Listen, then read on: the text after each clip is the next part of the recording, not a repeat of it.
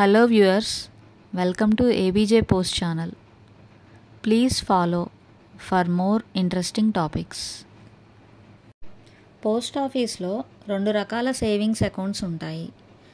మీరు వేరే బ్యాంకుల నుంచి ఈ 2 రకాల సేవింగ్స్ అకౌంట్స్కి డబ్బులు ట్రాన్స్ఫర్ చేసుకోవాలి అని అంటే ఐఎఫ్ఎస్సి కోడ్స్ యొక్క వివరాలు తప్పనిసరిగా అవసరమవుతాయి.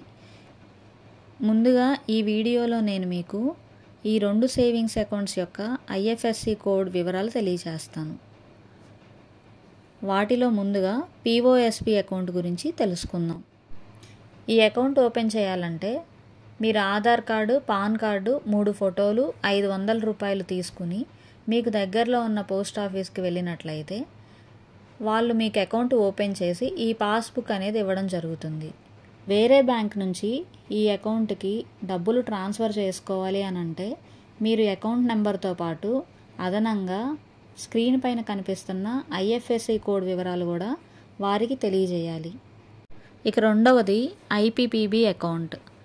దీన్ని India post payment bank account అంటారు. ఈ అకౌంట్ పూర్తిగా డిజిటల్ మోడ్లో ఉంటుంది. ఐపీపీబీ మొబైల్ బ్యాంకింగ్ యాప్ ద్వారా మీ ఫోన్లోనే ఈ అకౌంట్ని ఆపరేట్ చేసుకోవచ్చు. ఈ అకౌంట్ని మీరు ఫోన్పే కూడా లింక్ చేసుకోవచ్చు. ఈ అకౌంట్ యొక్క ఐఎఫ్ఎస్సి కోడ్ IPOS 601.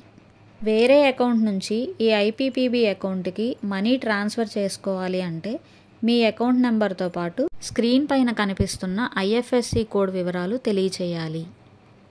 బ్యాంక్స్లో లాగా ప్రతి బ్రాంచ్కి ఐఎఫ్ఎస్సి కోడ్ మారడం అనేది జరగదు.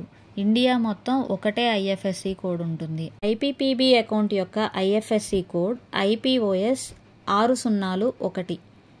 పిఓఎస్బి అకౌంట్ యొక్క ఐఎఫ్ఎస్సి కోడ్ IPOS 40 DOP.